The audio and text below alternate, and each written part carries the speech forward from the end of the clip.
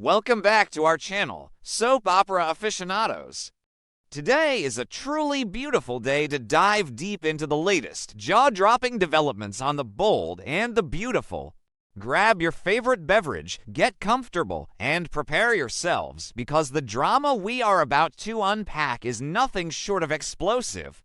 Let us get right into the heart of the chaos. The suffocating weight of a dark secret can crush even the strongest of souls, and Steffy Forrester Finnegan is currently drowning in an ocean of her own making. The pristine walls of the Cliff House, once a beautiful sanctuary of love and family, now feel like an elegantly decorated prison cell. The echoes of her catastrophic mistake a drunken, passionate night with Carter Walton on the floor of the Forrester Creations CEO office reverberate through her mind every single waking second. She had crossed the ultimate line, betraying her sacred marriage vows in a moment of sheer vulnerability and alcohol-fueled grief after fleeing the disastrous trip to Monaco. But the nightmare has only just begun for the Forrester co-CEO. The psychological torture of hiding her infidelity is suddenly eclipsed by a horrifying, undeniable physical reality. Steffy's body, usually a temple of strength and vitality, betrays her with a missed cycle. The cold, hard plastic of a home pregnancy test confirms her absolute worst fear. She is pregnant. The two pink lines glare back at her like a neon sign of her impending doom, leaving her breathless and paralyzed on the bathroom floor. There is no ambiguity in her mind, no room for hopeful delusion or wishful thinking. Given the severe emotional estrangement and complete lack of physical intimacy with her husband, John Finn Finnegan, during the height of the recent Sheila Carter crisis, Steffy knows with bone-chilling certainty that the child growing inside her belongs to Carter Walton. The timeline is undeniable, and the reality of her situation hits her with the force of a runaway freight train, threatening to obliterate everything she has built. Panic, raw and suffocating, grips Steffy's heart as she stares at her pale reflection in the bathroom mirror. The stakes are impossibly high, towering over her like a tidal wave ready to decimate everyone she holds dear. If the truth comes out, it will not just destroy her marriage to Finn. It will completely obliterate Carter's fragile reconciliation with Daphne Rose Walton. Daphne has just returned from Paris, heartbroken over her severe infertility diagnosis, but desperately ready to fight for her marriage and explore alternative paths to parenthood.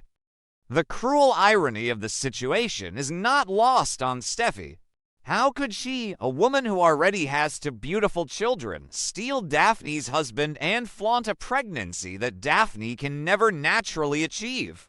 The collateral damage would be apocalyptic, ruining to marriages and creating a permanent, scandalous stain on the Forrester legacy. Steffy knows that if Daphne were to find out about the affair and the resulting pregnancy, it would push the fragile woman into an irreversible depression.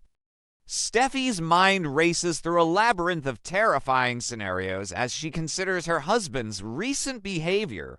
Ever since the Monaco disaster, where Finn hid the fact that his psychotic biological mother, Sheila Carter, was on his commercial flight, he has been desperately overcompensating. Finn has placed Steffy on an impossibly high pedestal, constantly praising her honesty, her purity, and her unwavering moral compass. Every time he looks at her with those adoring, guilt-ridden eyes, Steffy feels a sickening twist in her gut.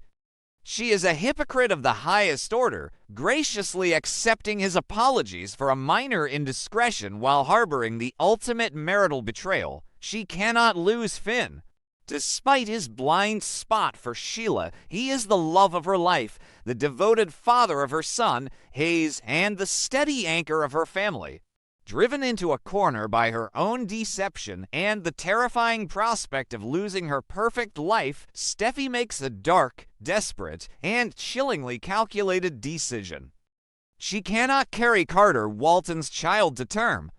She cannot allow a paternity test to blow her perfectly curated life into a million irreparable pieces. With trembling hands and a heart pounding a frantic rhythm against her ribs, she turns to the darkest corners of the internet. In complete secrecy, masking her digital footprint and using a secure connection to protect her high-profile identity, Steffy orders medical abortion pills online. It is a solitary, agonizing choice, made in the shadows of a life that is usually lived in the glaring spotlight of the Los Angeles fashion world. The days waiting for the clandestine package to arrive are a waking nightmare for the Forrester executive. Steffy walks through the halls of Forrester Creations like a ghost, her usual authoritative fire dampened by the terrifying secret incubating in her womb. She completely avoids Carter's gaze during executive meetings, terrified that he might see the truth hidden in the dark circles under her eyes or sense the biological changes happening within her. She forces herself to smile at Finn when she returns to the Cliff House, accepting his warm kisses while her mind screams in silent agony. She lives in a state of constant paranoia, terrified that Charlie Weber might intercept the package at the Forrester security desk, or that Finn might accidentally open the mail at home. The arrival of the unmarked envelope is a moment of profound dread and grim relief. She holds the small package in her hands, feeling the heavy, life-altering weight of the medication inside. Steffy locks herself in the master bathroom, the sound of the crashing ocean waves outside providing a haunting soundtrack to her grim task. She stares at the medication, a profound wave of sorrow and self-loathing washing over her. She is a mother, a woman who fiercely protects her children, yet here she is, about to terminate a pregnancy to protect a toxic lie. She swallows the pills with a glass of water, the cold liquid doing absolutely nothing to soothe the burning guilt radiating in her chest. Now, the agonizing waiting period begins. The medical reality of the abortion pills means that severe cramping, bleeding, and physical trauma are imminent. She cannot simply suffer in silence. She needs a flawless cover story. She needs an alibi for the physical agony she is about to endure, a plausible reason for the sudden, violent loss of a pregnancy that Finn never even knew existed. Steffy's survival instinct, honed by years of corporate warfare and battling psychopaths, kicks in with ruthless efficiency. If she is going to suffer a miscarriage in front of her doctor husband, she needs a scapegoat. She needs someone to blame for the physical and emotional trauma, someone whose actions can plausibly explain a sudden, stress-induced medical emergency. And there is only one target who fits the bill perfectly, her husband, Finn. Steffy decides to weaponize Finn's greatest weakness and her greatest trigger. She will use Sheila Carter as the catalyst for her manufactured tragedy, turning her own calculated abortion into a weapon of profound emotional manipulation. As the hours tick by, the dull ache in Steffy's lower abdomen begins to intensify, signaling the onset of the medication's powerful effects.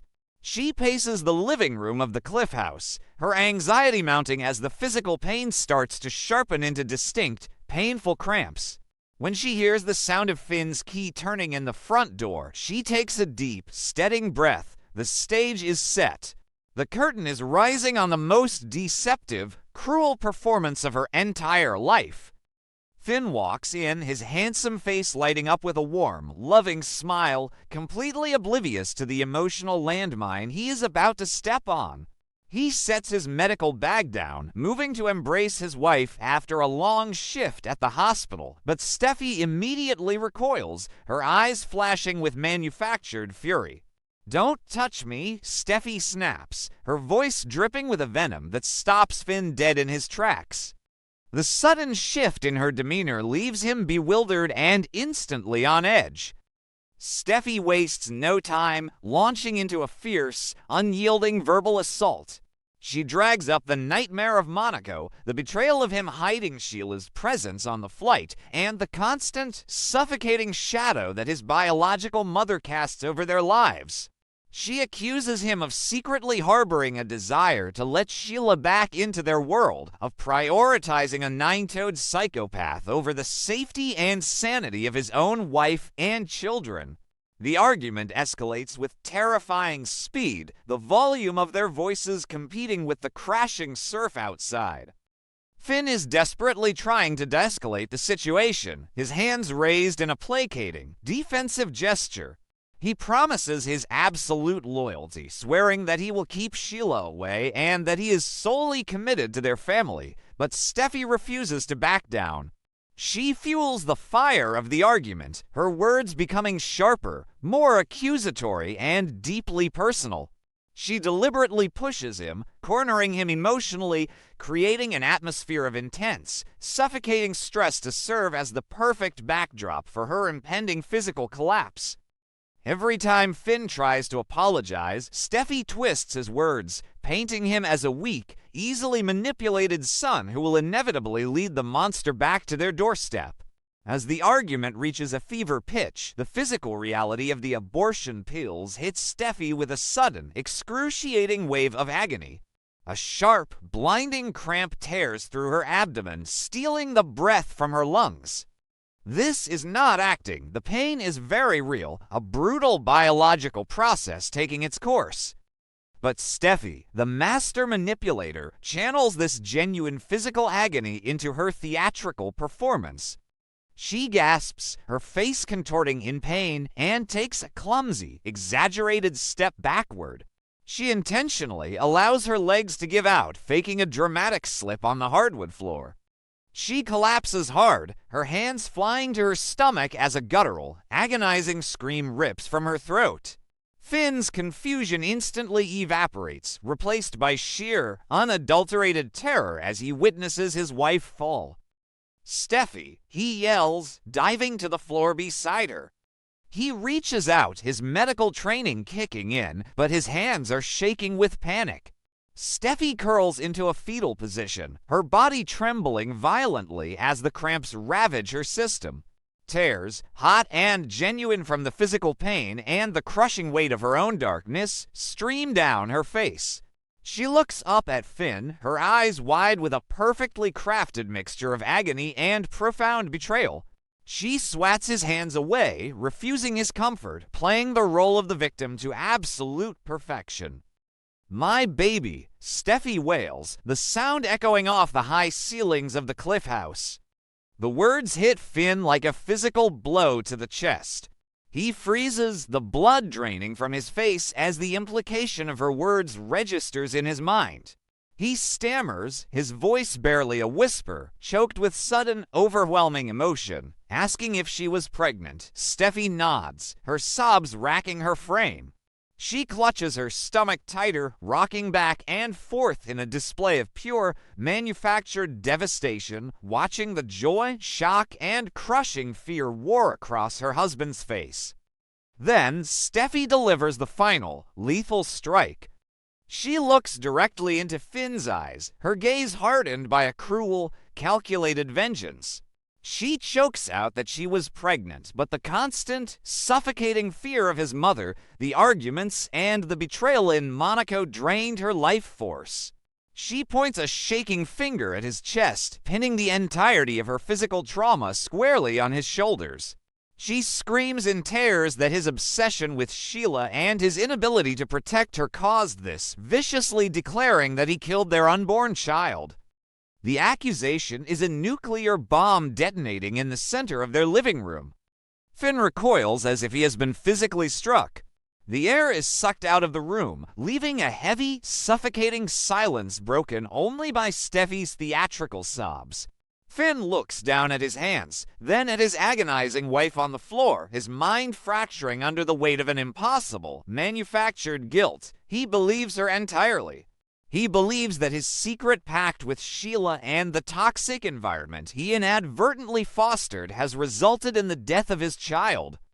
Finn collapses to his knees, his broad shoulders shaking as a profound, soul-crushing sob escapes his lips. He buries his face in his hands, completely broken by the weight of a sin he did not commit. He apologizes frantically, a stream of broken, desperate words pouring from his mouth, declaring himself a monster. He is drowning in a sea of self-hatred, believing himself to be the architect of his family's greatest tragedy, completely unaware that he is being cruelly framed by the woman he loves. Steffi watches him break from the floor, her physical pain masked by the cold, chilling success of her manipulation. Her secret is safe. The child that belonged to Carter Walton is gone, and the blame for its loss has been masterfully shifted onto the man she is desperately trying to keep. She has weaponized her own infidelity, turning a scandalous abortion into a tragic miscarriage that will bind Finn to her out of sheer, overwhelming guilt forever. The SINN marriage survives another day, but its foundation is no longer built on trust. It is built on a toxic, rotting lie that threatens to devour them both.